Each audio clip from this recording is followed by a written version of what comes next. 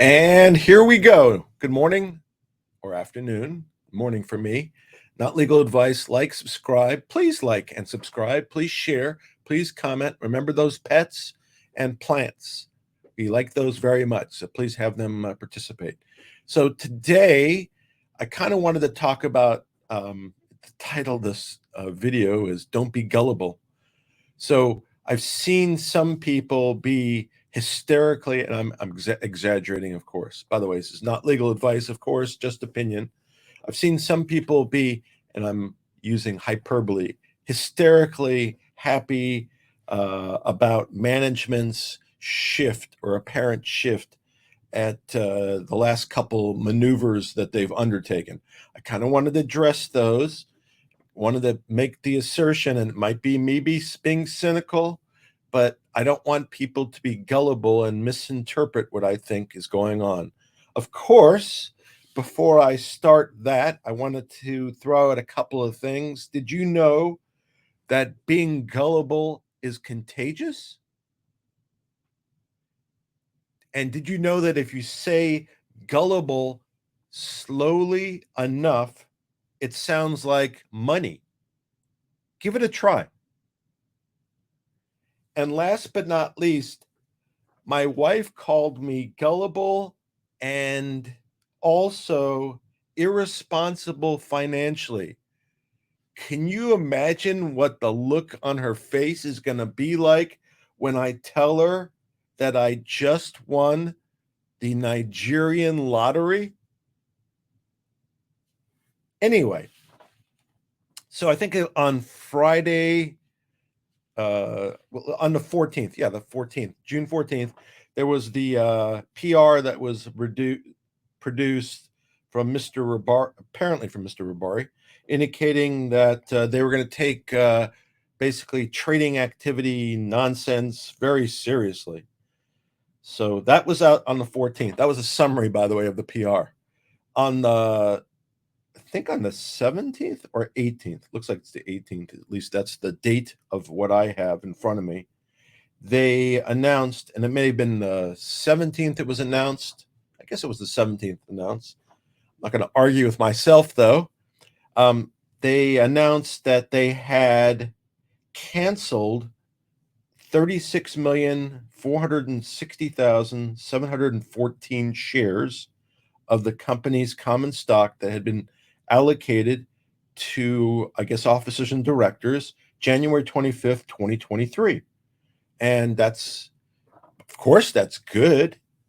They also say, and this is a little confusing, and again, remember the prior day's email, or excuse me, PR from Mr. Rabari talked about them being very serious about making sure their trading activities were fully transparent, and if there was any hint of anything, they would jump on it immediately, right?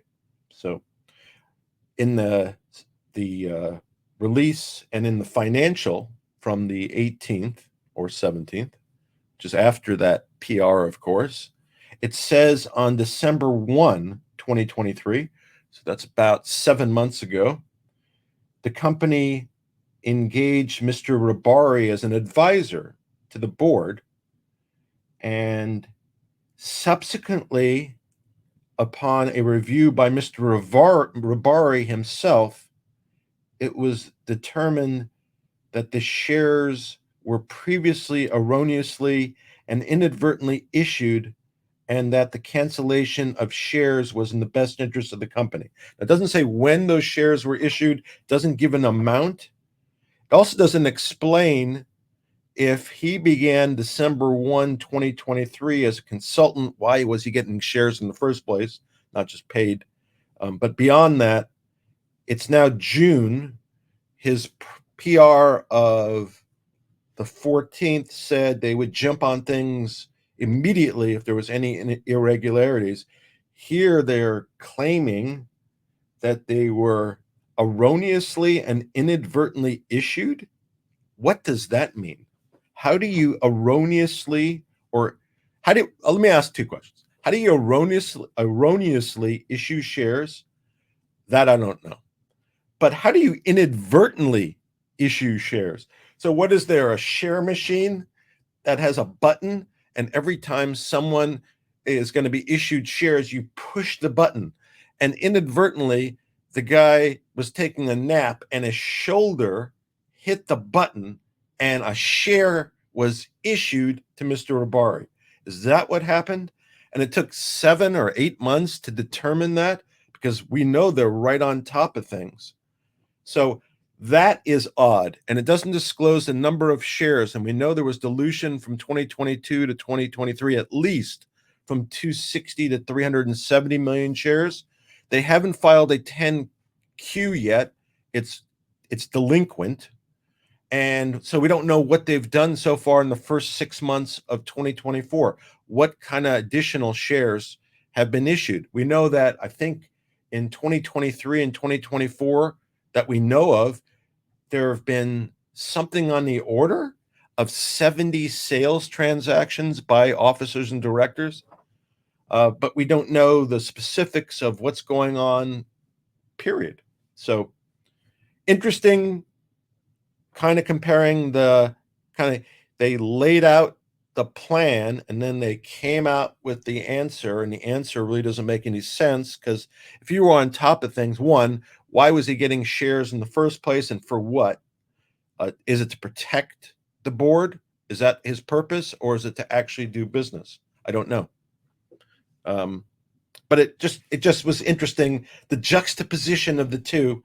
They're on top of it, but since December 1st, apparently erroneous or inadvertent shares were issued and canceled without disclosing a number, without disclosing if that was within that 370 million shares, without disclosing why. And as they have done many times, they announce an event without giving detail and lack transparency. This is just another example of that. So that's one item, which I kind of tie the two together. The second one, which is interesting, is the shares. So they return the shares. So why do I think they return the shares? Because they know, because it's public by now, everybody knows that something's on its way, right? Some challenge of these guys is coming forward. They know it. There was some attempt to keep it quiet, and the specifics haven't been disclosed, but they know something's coming. So as time has come on, and then they anticipate that the likelihood of having to endure a legal battle comes, now they're trying to set up a defense to whatever potential legal battle is. It's obvious. It's clear to me. It's not like it's not going to be argued. So this is all stuff that any attorney is going to raise. So in terms of the first action they did, is they claimed that there was stuff about Alpine and how they are going to do a FOIA. They hadn't done it yet, by the way, but they were going to do a FOIA request. And I think I cast doubt on that, because the issue about Alpine was present and public November of 2022. I know that I had a conversation with Mr. Rabari, my one conversation with him, which I was, a very qualified gentleman, and appears maybe too qualified. But in the conversation I had with him, he did mention Alpine. That was the beginning of February 2023. And so we have the original date, November 2022. We have very beginning of February of this year. Rabari is well aware of it because he mentioned it, and we had a discussion about it, at least a brief discussion about it. And now we're June, and they were talking about in the future filing a FOIA request, or a Freedom of Information request. So you send it in, you ask the SEC produce documents regarding X, Y, and Z. They say we're in the middle of investigation. We're not going, and I've been through this, so I kind of anticipate what will happen. In MMTLP, this is exactly what happened. There was one inadvertent disclosure of a few documents, but everything else was a denial based upon some exemption, such as an ongoing investigation, like this would be.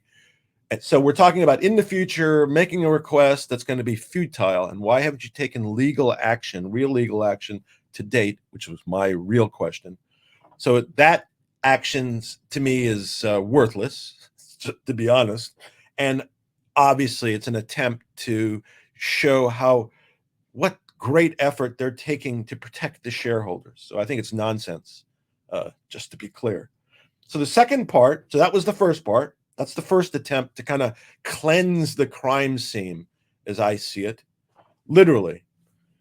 The second part was they're returning shares. So, wow, how magnanimous of them. So finally, again, Mr. Abari went in according to their filing with the SEC December 1st. And per his PR on the 14th of June, these guys step on this stuff right away when they realize issues, when they take it very seriously, especially when it involves trading of securities, and they're on top of that and they jump on it right away. So from December 1 to June 18th, for whatever reason, they didn't decide to return those shares. And on June 11th, they did. So wonderful for them. It only took them 7 months to figure out that they shouldn't have issued those shares. What's interesting about that is someone who's been communicating with me, intelligent guy, very sophisticated, seems to know the market very well, but doesn't believe in the short side of GTII. But he, and we've had several contacts. He believes, which I found interesting, he thinks that 36,460,000 shares reflects counterfeit shares. Those were his specific words. So that was an interesting conclusion by him. And is that why those shares were returned? Because they were counterfeit? But what's interesting beyond that is, they tell you those shares were authorized or were issued, I think issued January 25th, 2023. So it took them approximately 18 months to cancel those shares, but they don't tell you that the actual number of shares issued that day approximated 70 million. So they returned 36. If they returned 36, why not return all 70? I mean, if you weren't entitled to those shares, then why not return all the shares that were issued that day? I think, it might be that on that day, at that time, they issued the equivalent of, let's say, $100 million in share value, and on one day, call that like Black Friday. I don't even know it was a Friday, but sounds like on one day somebody may have decided, we're done. We're going to clean out this company. We're going to be done, and we'll stretch it out so we can do it in a way that doesn't cause too much alert, but we're done. And remember, what's also interesting, just kind of think it out loud. So January 25th, 2023, they issue a lot more than the 36 million shares, which they're returning. And shortly thereafter, their auditor didn't renew his gig. Now, usually people like to make money. If they have a gig, they like the gig, they're getting paid, they like the money. But it also is interesting that they didn't sign off on the 10K for that year, the 2023 year. So somebody might think that there was reason why they didn't sign up again in March of 2023, and why they didn't sign off on any financials for that year.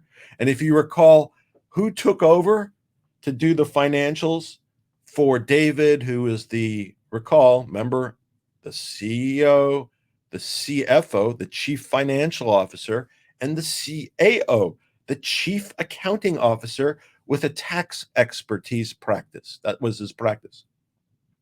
So remember, we have this issuance, this, late night issuance where somebody's pushing the button and the shares are coming out. And then the auditor splits.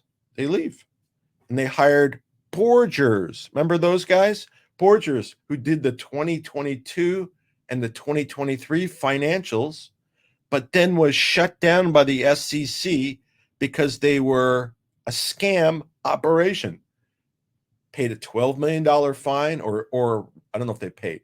They received a $12 million fine. They were literally shut down, ceased to exist. And finally, in May, these jokers got rid of Borgers. But Borgers was the auditor during the time in 2023 that produced that great financial situation, quote unquote, for GTII. So it's interesting timing. So again, interesting to know why they didn't return and cancel all the shares. And it's going to turn out, we will see in the near future, that besides the issuance of these shares, there's other issuances that when you hear about them, they're going to make you flip. It would be like the equivalent of giving your barber, let's say I have a company and it's a public company, but I have a really good barber and I like him and he's been really loyal. So why not give him 250,000 shares? Because he's my barber. So you will find out that notwithstanding that issue that they have addressed and raised, and that's why I'm referencing it here, because they raised it. They gave back the shares. It's a good thing. I agree, it's a good thing. But why are they doing it? And where's the rest? And why did they take it in the first place? And why did it take so long for Rabari to notice it? And why is it inconsistent with the prior PR? And why are they giving away money, period? And if you recall, remember, we also have the issue about the cash in 2023. Mentioned that many times. And I don't mean the CACHE. I mean the CASH. If you recall, and I'm sure we will talk about that again. So that's kind of all I wanted to say. So don't be gullible. That's the bottom line. Is whatever actions they take, listen, I welcome whatever actions, but don't mistake the reason for that they're doing it, and don't mistake that there's a reason they have to do it. If all was well, we wouldn't be having this great video and you wouldn't be hearing my great jokes. All is not well, and soon we will find out more detail as I can, and certainly as I can release it, I will. And just to let you know, I have been in contact with counsel who is working on this and have been providing whatever assistance I can. So just to let you know, and I will certainly have more detail very soon. So be well, everybody. Take care.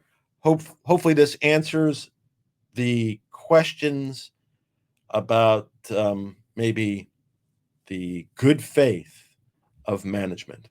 But again, I urge them, please cancel all your shares, get out, return all the ill-gotten gains, and so long. That's perfectly fine. Take care.